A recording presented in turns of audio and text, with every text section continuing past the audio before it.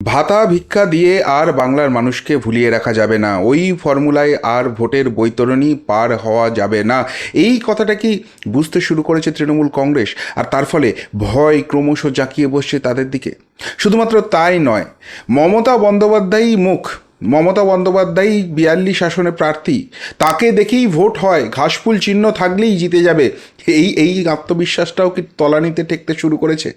যদিও এরপরেও শাক দিয়ে মাছ ঢাকার চেষ্টা করা হচ্ছে এবং আরও বেশি গাড্ডায় ঢুকে যাচ্ছে ঘাসফুল শিবির, সেই সম্ভাবনাই কিন্তু তুলে ধরছেন রাজনৈতিক বিশেষজ্ঞরা। কিভাবে, কোন প্রসঙ্গে, পুরোটা ব্যাখ্যা করব। একটি নয়, দুটি নয়, তিনটি ঘটনা, যে ঘটনার রেফারেন্স আপনাদের সামনে নিয়ে আসবে এবং আপনারাই বিচার করে দেখুন এই শাসক দল কতখানি ভয় পেয়েছে। আর যারা দুর্নীতির বিরুদ্ধে লড়ছেন, যারা এই বাংলাকে দুর্নীতি মুক্ত দেখতে চান, তারা বলছেন ইয়ে ডর আচ্ছে লাগা। কেন বলছেন অবশ্যই ব্যাখ্যা করব, শেষ অবধি দেখুন এই প্রতিবেদন। নমস্কার প্রিয়বন্ধু মিডিয়ায় আপনাদের স্বাগত এবং আপনারা দেখছেন প্রিয়বন্ধু বাংলা, সত্যের সন্ধানে সর্বদা আমি শুদ্ধশীল। বন্ধুরা, আজকে কিন্তু তিনটি ঘটনা ঘটেছে, যে ঘটনা থেকে একটা ছবি স্পষ্ট হয়ে যাচ্ছে যে শাসক দল কিন্তু এবার ভয় পেতে শুরু করেছে। তাদের যে ভয় ভীতি প্রদর্শনের রাজনীতি, সেটা এই বাংলায় আর চলবে না, মানুষ জাগতে শুরু করেছে। তাদের যে ভাতা ভিক্ষার রাজনীতি, সেটাও আর চলবে না, এই বাংলার নারী সমাজ জেগে উঠছে। ফলে তাদেরকে গঙ্গায় ভাসিয়ে দেওয়া, এটাই এখন এই বাংলার মানুষের, গণতন্ত্রপ্রেমী মানুষের এক এবং একমাত্র লক্ষ্য। আর সেই ভয়টা পেয়েই কি একে একে পদক্ষেপ শুরু করলো, যদিও সেই পদক্ষেপগুলো আদতে শাক দিয়ে মাছ ঢাকা। কোন কথা বলছি? প্রথমেই যে ঘটনার কথা বলবো সেটা হচ্ছে সন্দেশখালী কাণ্ড। সেই সন্দেশখালী কাণ্ডের অন্যতম নায়ক, খলনায়ক যেটাই বলুন, সেই উত্তম সর্দারকে 6 বছরের জন্য সাসপেন্ড করতে বাধ্য হলো তৃণমূল কংগ্রেস। সাসপেন্ড করলো এই কথাটা বলবো না, কেননা জনমত এতটাই বিপক্ষে গেছে, পুরো বাংলা যেভাবে ফুঁসছে, গোটা দেশ যেভাবে সেই দিকে তাকিয়ে আছে, তারপরও তৃণমূল কংগ্রেস এই উত্তম সর্দারের বিরুদ্ধে স্টেপ নেবে না। তাহলে তারা যে বলেন জিরো টলারেন্স নীতি করাপশনের সঙ্গে, সেই কথা কি করে প্রমাণ করা হবে? সেই জন্য একটা আইওয়াশ উত্তম সর্দারকে 6 বছরের জন্য সাসপেন্ড করলো তৃণমূল কংগ্রেস। আচ্ছা বলুন তো, উত্তম সর্দার যদি সত্যি দোষী তৃণমূল কংগ্রেস মনে করে, আইন আদালতের তাহলে কোনো দরকার নেই। উত্তম সর্দারকে সাসপেন্ড করেছে 6 বছরের জন্য। এরকম 6 বছরের সাসপেনশন তো আমরা আগেও দেখেছি। আরাবুল ইসলাম জগ ছুঁড়ে মেরেছিলেন কলেজের অধ্যাপিকাকে, সেই আরাবুল ইসলাম, তাকে 6 বছরের জন্য সাসপেন্ড করা হয়েছিল। তারপর ভোট যেই এলো, সুরসুর করে আরাবুল ইসলামকে দলে ঢুকিয়ে নেওয়া হলো এবং তারপর মারধর থেকে আরম্ভ করে ভোট লুট, কি না অভিযোগ উঠেছে এই আরাবুল ইসলামের বিরুদ্ধে। আর এই উত্তম সর্দার, তাকেও তো সেই একই স্টাইলে সাসপেন্ড করা হলো। এই উত্তম সর্দার যখন প্রথম পাবলিকের হাতে মার খেয়েছিল, তখন পুলিশ এসে কি বলেছিল? তাকে রেস্কিউ করা হচ্ছে। অথচ সেই উত্তম সর্দারের বিরুদ্ধে কি ভয়ঙ্কর অভিযোগ। একদিকে জমি দখল করছে, ভেরি দখল করছে, মহিলাদের সম্মানহানি করছে এবং রীতিমতো ভীতি প্রদর্শন করে সেখান থেকে মহিলাদের তুলে নিয়ে গিয়ে যা খুশি তাই করছে। সেই উত্তম সর্দারের বিরুদ্ধে এত ক্ষোভ উবড়ে দেওয়ার পর তার বিরুদ্ধে কোনো স্টেপ নেই, তাকে পুলিশ রেস্কিউ করলো। তারপর সেই উত্তম সর্দারকে নাকি ধরা যাচ্ছে না, তার বিরুদ্ধে অভিযোগ করলেও কোনো রকম কোনো ফল হচ্ছে না। উল্টে গ্রামবাসীরা অভিযোগ করছে এই উত্তম সর্দার পুলিশের সঙ্গে গোপন ডেরায় বসে কোন গ্রামবাসীকে তুলতে হবে, ফাঁসাতে হবে তার প্ল্যান করছে। তার পোলট্রি ফার্মে আগুন লাগলে তার মুরগি বাঁচাতে ছুটে আসছে পুলিশ। আর এই উত্তম সর্দার যেদিনকে অত্যাচার করে, সেই অত্যাচার করলে তার বিরুদ্ধে কোনো স্টেপ হয় না। আচ্ছা, এই রাজ্যের পুলিশ মন্ত্রীর নাম তো মমতা বন্দ্যোপাধ্যায়। কেন পুলিশকে এখনও ঘোষিতভাবে সিদ্ধান্ত জানাতে পারছে না যে এই উত্তম সর্দারের বিরুদ্ধে এত অভিযোগ হয়েছে? আমি কিচ্ছু শুনতে চাই না, এই উত্তম সর্দারকে যেখান থেকে পারো তুলে নিয়ে এসো, আদালতে পেশ করো, আদালতে তার বিচার প্রক্রিয়া শুরু হোক। বলতে তো পারছেন না। তাহলে এই যে সাসপেনশনটা করা হচ্ছে, তাহলে সেই যে জনমতটা তৈরি হয়ে গেছে, যে ক্ষোভটা মানুষের মধ্যে তৈরি হয়ে গেছে, যে 500 টাকা 1000 টাকা ভাতা মহিলাদের গুঁজে দেওয়া হবে প্রত্যেক মাসে, তারপর উত্তম সর্দাররা তাদের সম্মান নিয়ে ছেলে খেলা করবে, তাদের মান ইজ্জত বলে কিছু রাখবে না, বলপ্রয়োগ করে যদি কোনো রকম বাধা দেওয়া হয়, তাদের পরিবারের লোকজনকে হুমকির মুখে রেখে যা খুশি তাই করবে। আর তারপর এই লোক দেখানো 6 বছরের সাসপেনশন, যে সাসপেনশন 6 বছর টিকবে কিনা সন্দেহ আছে। আরাবুল ইসলামের মতো মাঝখানে তুলে নেওয়া হবে। কিন্তু প্রশ্নটা এইখানেই হচ্ছে, তার মানে এই যে সন্দেশখালী কাণ্ড হয়েছে, অস্বস্তি যথেষ্ট বাড়িয়েছে।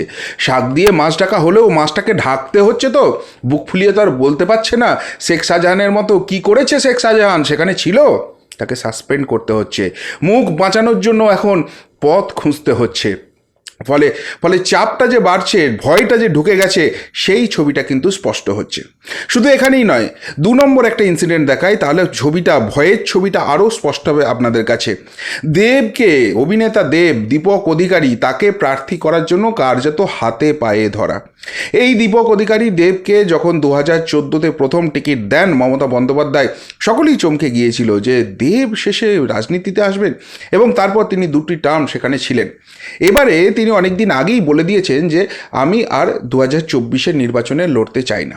এমনকি এরপরে একটা কানাঘুষো শুরু হয়ে যায়, এই দীপক অধিকারী তিনি নাকি তৃণমূল ছেড়ে এবার বিজেপিতে যেতে পারেন। তার অনেক কথাও আছে, বিজেপি নেতারা অনেক কিছু হিন্টস দিয়ে রেখেছিলেন। কিন্তু আজকে কি ঘটনা ঘটলো, এই দেব একটা সাংসদে পোস্ট করলেন যে আর মাত্র কয়েক ঘন্টা, এরপর আর সাংসদ জীবনে আমি থাকতে চাই না। কেউ কেউ বললেন তিনি রাজনীতি ছাড়ার ইঙ্গিত দিচ্ছে। অথচ আমরা দেখলাম আজকে তাকে কালীঘাটে ডেকে পাঠালেন অভিষেক ব্যানার্জি, তার সঙ্গে দীর্ঘ 1 ঘন্টা বৈঠক হলো, এবং সেই বৈঠকের পর বেরিয়ে তিনি কোথায় গেলেন? তিনি গেলেন তৃণমূল নেত্রীর কাছে, সেখানেও নাকি বৈঠক হওয়ার কথা আছে। আচ্ছা, একজন যদি রাজনীতি করতে না চায়, বা সে যদি বিজেপিতে যোগদান করতে চায়, বা হোয়াট এভার ইট ইজ, তাতে তৃণমূলের এত মাথা ব্যথা কেন? তৃণমূল কংগ্রেস তো খুব গর্ব করে বলে তাদের দলে একটাই পোস্ট, বাকি সব ল্যাম্প পোস্ট। এমনকি সেই পোস্ট প্রচারে গিয়ে বলে যে আমি 42 আসনে প্রার্থী, আমি 294 আসনে প্রার্থী, আমাকে দেখে ভোট দিন, এত উন্নয়নের যোগ্য করেছি, বাংলার জন্য 300 বছরের কাজ করে দিয়েছি, বাংলার লক্ষ্মীদের জন্য আমি এই ভাতার ব্যবস্থা করে দিয়েছি, এটাই উন্নয়ন। কই সেই কনফিডেন্স দেখাতে পারছে না। কে একজন দেব তিনি প্রার্থী হবেন কি হবেন না সেই নিয়ে এত মাথা ব্যথা করতে হচ্ছে। তার মানে এই দলটার দিকে যে চোর চোর চোর চোর আওয়াজটা উঠছে, দলের যে সবাই দুর্নীতির সঙ্গে যুক্ত, এরকম একটা ধারণা মানুষের মধ্যে তৈরি হয়ে যাচ্ছে, এবং সেই জায়গা থেকে কি বেরিয়ে আসা যাচ্ছে না? যতই বলা হোক আমাদের দলে সবাইকে চোর বলা উচিত নয়, এমনকি যাদেরকে ধরা হয়েছে তাদেরকে অবধি রাজনৈতিক প্রতিহিংসার শিকার হতে হচ্ছে, কিন্তু জনমানসে তো ছাপটা ফেলে দিয়েছে। ফলে যে কটা মুখ প্রমিনেন্ট আছে, যে কটা মুখের একটু হলেও মানুষের মনের মধ্যে আছে যে না না এরা বোধহয় দুর্নীতি করেনি, সেই মুখগুলোকে এই লোকসভা ভোটে বড্ড বেশি জরুরি, না হলে ভরাডুবি অবশ্যম্ভাবী। দুর্নীতির যে ছাপটা লেগে গেছে সেইখান থেকে আর বেরিয়ে আসার কোনো জায়গা নেই। এবং সন্দেশখালী কাণ্ডের পর যে ট্রিগার হয়েছে, এই অবস্থায় দেব যদি দল ছাড়ে, তার ইম্প্যাক্ট শুধুমাত্র এই ঘাটাল লোকসভাতে নয়, শুধু এই মেদিনীপুরে নয়, সামগ্রিকভাবে গোটা বাংলাতে পড়বে। আর ওই পোস্টের মুখ দেখে কোনো রকম কোনো কিছু হচ্ছে না, ভরসা রাখা যাচ্ছে না। যখন তৃণমূল নেতারা এর আগে বলতেন যে শুধুমাত্র মমতা বন্দ্যোপাধ্যায়ের ছবি থাকবে, শুধুমাত্র ঘাসফুল চিহ্ন থাকবে, সেটাই যথেষ্ট, এটা যার সঙ্গে থাকবে না সে কোনো রকম কোনো কিছু করতে পারবে না, তাহলে দেবকে প্রার্থী করার জন্য, দেবকে দল না ছাড়ার জন্য এত আকুলি বিকুলি কিসের? কে এলো কে গেল, বয়েই যেত যদি ওই যে পোস্টটার কথা বলা হয় সেই পোস্টটাকে এখনও মানুষ বিশ্বাস করতো। তার মানে তাদের কাছেও কি রিপোর্ট পৌঁছে গেছে যে সেই পোস্টের উপর মানুষের কোনো রকম কোনো ভরসা নেই? বরং এই যে এত কিছু দুর্নীতি হচ্ছে, তাকে যতই রাজনৈতিক প্রতিহিংসা বলে চালাবার চেষ্টা করা হোক, আসলে সবাই সবটা জানে, সবটা বোঝে, এবং অনেকেই হয়তো জড়িত, আর সেই জন্যই কি চোখ বুজে তিনি ছিলেন? এই সব আওয়াজ কি উঠে যাচ্ছে, তাই দেবকে এইভাবে আটকাবার একটা চেষ্টা করা হচ্ছে। এটাও কি কোথাও ভয়ের বহিঃপ্রকাশ? আর এই আকুলি বিকুলি দেখেও কিন্তু ওই রাজনীতি সচেতন মানুষগুলো বলছেন হ্যাঁ ভয় পেয়েছে, এবার বোঝা যাচ্ছে, আর ये डर अच्छे लग रहा है। তবে শুধু এখানেই নয়, আরেকটাও স্টেপ বলবো। উত্তম সর্দারের কেস বলতে গিয়ে যার নামটি সামনে নিয়ে এসেছিলাম, সেই আরাবুল ইসলাম, তাকে নিয়েও কিন্তু টানা হ্যাচড়া শুরু হয়ে গেছে। সেখানেও অনেক থিওরি আসছে। তৃণমূল আপ্রাণভাবে বোঝানোর চেষ্টা করছে তারা রাজধর্ম পালন করছে, সেই জন্য আরাবুল ইসলামের বিরুদ্ধে 8 মাস আগে যে অভিযোগ উঠেছিল তার ভিত্তিতে তাকে গ্রেপ্তার করা হয়েছে। আজকেও তাকে 12 দিনের পুলিশি হেফাজত দেওয়া হয়েছে। মুখ ঢুকে আদালতে এসেছিলেন, জামিনের আর্জি করেছিলেন, সমস্ত কিছু নাকচ হয়ে গেছে। সেটাকে দেখিয়ে বলা হচ্ছে যে তৃণমূল রাজধর্ম পালন করার চেষ্টা করছে। আরে এতই যদি রাজধর্ম পালন করার ইচ্ছা আছে, দুটো ইনসিডেন্ট, শাহজাহান, যে শাহজাহানের নেতৃত্বে উন্মত্ত বাহিনী সরকারি কাজে বাধা দিয়েছিল, সরকারি সম্পত্তি ভাঙচুর এবং চুরি করেছিল, এবং সরকারি আধিকারিকদের যারা মেরে মাথা ফাটিয়ে খুন করে ফেলতে চেয়েছিল, সেই শাহজাহানকে কেন এখনও ধরা যাচ্ছে না?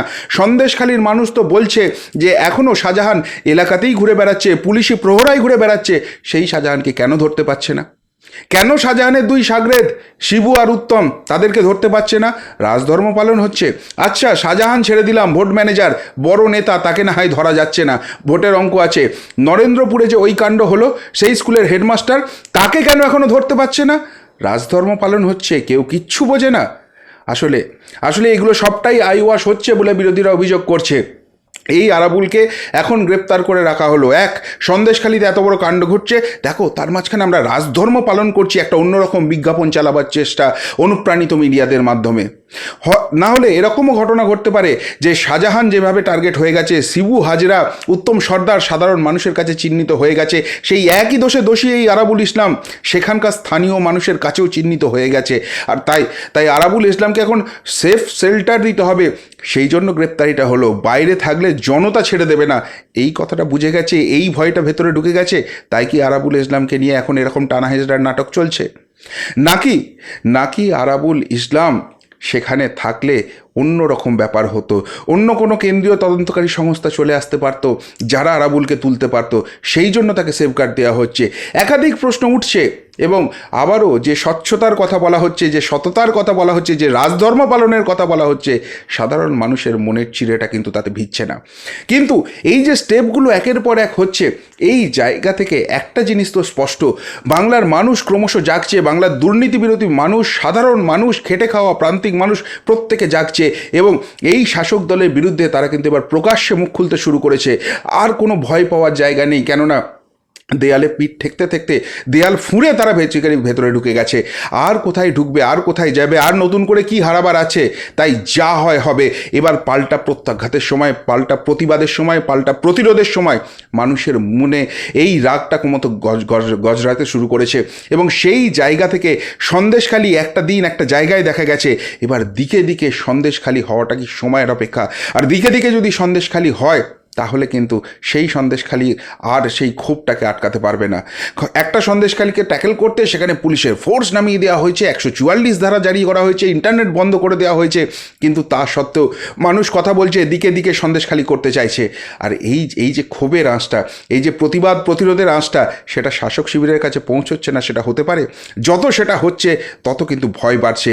এখনও শাক দিয়ে মাছ ঢাকার চেষ্টা করা হচ্ছে, কেননা ওই মাছগুলোকে যদি কড়া শাস্তির মুখে ফেলতে হয়, এটা একদম উপর মহলের অনুপ্রেরণা না থাকলে, আশকারা না থাকলে এরা এত বড় বড় মস্তান হয়ে উঠতে পারে, সেটা কেউ বুঝছে না।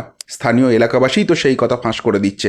ফলে সব মিলিয়ে একটা কিন্তু কোথাও ভরাডুবির ভয়, একটা কোথাও টেনশন, চোরাস্রোত ক্রমশ শাসক দলের মধ্যে আসছে, কিন্তু সেটার বিরুদ্ধে যে কড়া স্টেপ নেবে, সেই জায়গাটাতেও বোধহয় তারা নেই। নেওয়ার হলে এর আগেই সেটা নিয়ে নিত।